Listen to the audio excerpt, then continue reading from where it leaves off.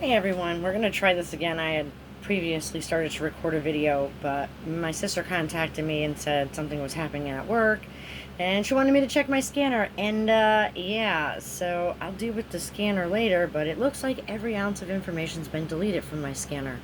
Always fun, said no one ever. In the meantime, though, we're going to get right back to All Because of a Cup of Coffee, and we're going to finish up the Geronimo series. And hopefully everybody is staying cool today.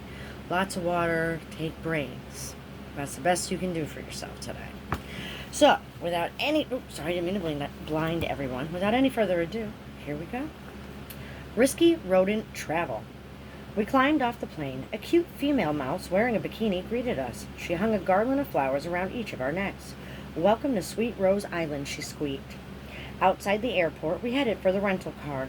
That's when I spotted a dented old Jeep with the words "Risky Rodent Travel" painted on the side. Suddenly, my stomach lurched. Why did I have a feeling that Jeep was for us? I was right. They had jumped on board in a flash. She and Trap had to haul me on, kicking and screaming. Oh, how had I gotten myself into this mess? Thea sat behind the wheel, then turned the key. The Jeep roared off with a squeal of tires. A journey seemed to be lasting forever. Finally, the car stopped with a jolt. I gathered my last bit of strength and crawled out.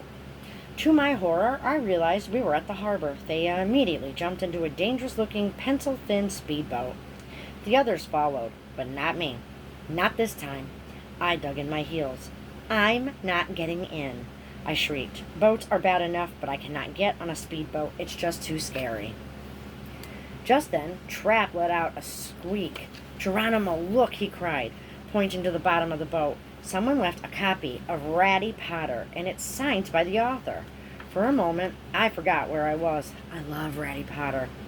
He's a young mouse wizard who has all of these incredible adventures. I have read all of the books in the series.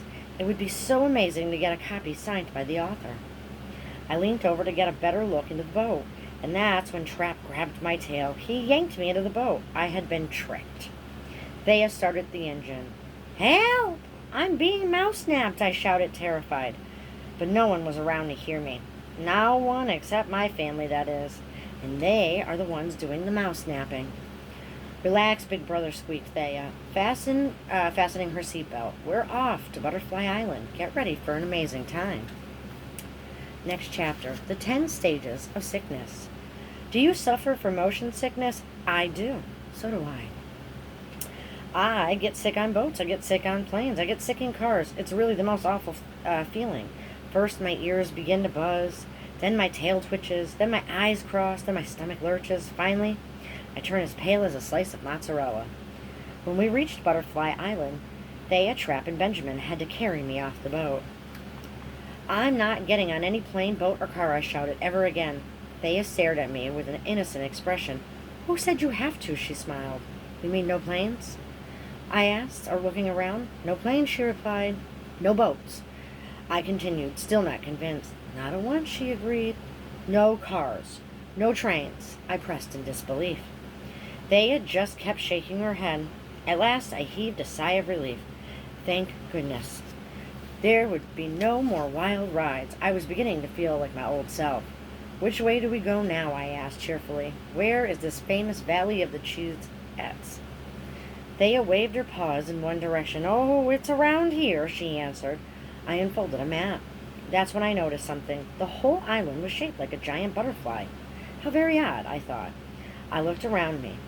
There was green everywhere. Green trees, green bushes, green brush, green grass. This place was a gardener's dream. I stepped forward into a high grass. Then I stopped. A strange feeling came over me. There was something wrong with this picture. I just couldn't quite put my paw on it. Behind me, I heard Trap humming a silly tune. It was from some TV show. My cousin loves cartoons. He knows all of the theme songs by heart. At that moment, I realized what was wrong with the island. There was no rodents. There are no buzzing insects. There's no chirping birds. There's no sound at all, except for Trap. It was quieter than the Cheddarton library when Miss Hushenmouse is working. I felt a shiver run up my tail. My paws began to shake. My heart started to race. What kind of island was this? Next chapter, we march on. Trap snatched the map from me. He studied it for a few seconds. Then he clapped his paws together. Follow me, he ordered, leading the way.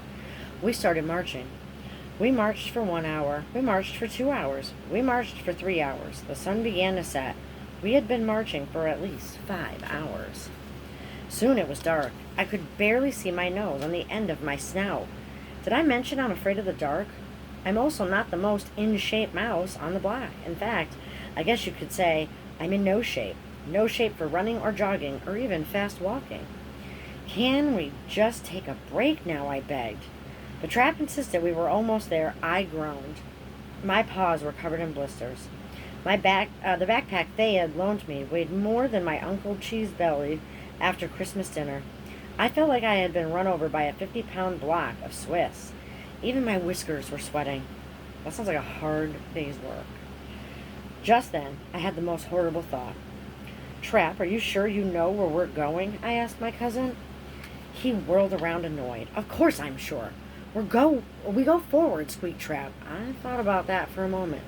But where are we headed? I inquired nervously. My husband. What is with me in that? My cousin stamped his paws. Are your ears filled with cheese? He shrieked. Forward means forward, doesn't it? He snorted in disgust. At that moment, my sister chimed in. Where exactly are we headed, Trap? She asked. My cousin waved his paws in the air. Well, it looks like we're in the middle of a forest, right? He said, pointing to all the trees surrounding us. And the sea is behind us, right? So I figure if we keep going forward, we're bound to go somewhere, right? It's an island. On the other side of the island, Trap, you're going back to the water. My sister put her paws on her hips. So basically you were telling us that you have no idea where we are. She shrieked in a fit of anger. The two of them were soon at each other's throats. Understandably so. Next chapter. I have never met a rodent like you. We decided to set up camp for the night. I was exhausted. As soon as the camp's fire burnt out, I fell into a deep, very deep sleep. I dreamed I was having a romantic dinner with Stephanie von Sugarfur. She was smiling at me like I was the best thing since individually wrapped mozzarella balls. Oh, Geronimo, you're such a wonderful mouse, she squeaked. I've never met a rodent like you. I held her paw. I was so happy I could sit and stare into her eyes all night. But suddenly, I woke up with a start. Someone was shaking me by the shoulder. Who is it? Leave me alone, I mumbled. It was Benjamin. Shh, Uncle, you have to see this, he whispered, tugging on my paws. Come with me, but shh, don't make any noise. Next chapter. Just like a slice of cheese. Benjamin brought me to the mouth of a cave, then he pointed towards a small butterfly flying over our heads. It was yellow with tiny holes on its wings. It looked just like a slice of cheese. How extraordinary, I exclaimed. I've never seen such a butterfly. Maybe it came from the mysterious valley. That's what I was thinking, Uncle, whispered Benjamin, the valley of the Cheesettes. The small butterfly was fluttering about in front of us. It seemed to be inviting us to follow it. How very strange, I thought. Why would a butterfly want to hang out with a couple of mice? Didn't he have any butterfly friends? Just then, the butterfly slipped into the cave. Without thinking, Benjamin and I followed it. Next chapter. I can't see a whisker. The cave was damp and dark. I couldn't see my own whiskers in front of my snout. It was so dark, I lost track of Benjamin. Where are you, nephew? I cried in a panic. My words echoed in the dark. I'm right behind you, Uncle, Benjamin's voice answered again and again. We held tails so we wouldn't lose track of each other. At that moment, I saw a terrifying sight. Two spooky yellow eyes were looking at us in the dark. They probably belonged to a mouse-eating monster. Rancid rat hairs, I shrieked. My voice echoed in the deep, dark cave. My blood froze in my veins. My whiskers started to tremble. Something is watching us, I told Benjamin. I didn't want to scare him. I mean, he's only 9 years old. Still, I thought he should know if we're about to be eaten. But instead of squeaking, my nephew just giggled. Don't be afraid, Uncle. Those aren't eyes, he explained. They're the butterfly's wings. They glow in the dark. I looked closer. Benjamin was right. It was the butterfly after all. I felt a little silly for being such a scaredy mouse. But luckily, my nephew adored me. He would never make fun of his favorite uncle. The butterfly led us deeper and deeper into the darkness. Now we had to follow it. Its wings were our only light. Next chapter. I'm afraid of the dark. The cave grew narrower and narrower. I guess you could say it was shaped a little bit like a slice of cheese. At the end, there was a tiny hole. The butterfly disappeared through it. I tried to follow, but the hole was much too small for me. It was too small for any adult mouse. Only a small mouse, Benjamin's size, could fit through it. Let me go, Uncle, he whispered. I'll be careful. Plus, I brought my camera. I can take lots of pictures. I put my paws around my nephew. I made him promise 10 times to be careful. Then he kissed my snout and disappeared through the tiny opening. I sat down and waited. Every now and then I would peek into the hole and squeak, Benjamin, Benjamin, Benjamin. Unfortunately, I had forgotten my watch. I had no idea how much time had gone by. Was it an hour? Was it a day? Was it forever? And a day? I started to worry about Benjamin. He was just a little thing. What if something happened to him? I would never forgive myself for letting him go. Oh, how could I have been so foolish? I should have never let him disappear into that hole. Now I was stuck in the creepy cave all alone. Benjamin, come back, I sobbed. I'm afraid of the dark. I'm going to stop here. And the next chapter we'll pick up at is Goodbye, Butterfly. And I will see you in a little bit.